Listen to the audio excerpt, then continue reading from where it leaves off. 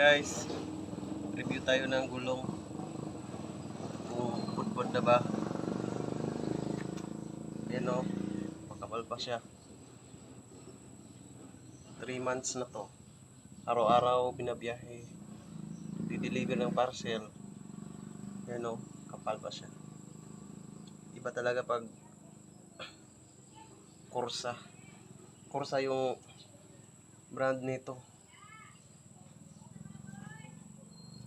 Makapit kahit sa basa.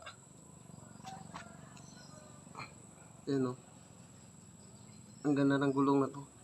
Recommended ko sa inyo para sa mga mahilig na ganitong gulong.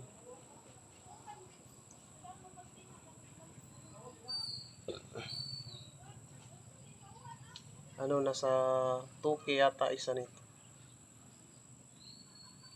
2-1 ganyan. Makapal pa, pwede pa papalitan. Di gaya ng Maxxis, abot lang ng 2 months ganyan, papalitan na. Ito first week of December ko to binili, hanggang ngayon makapal pa.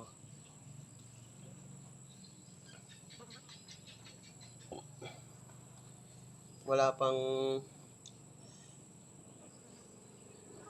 butas to, wala pang butas. Ano?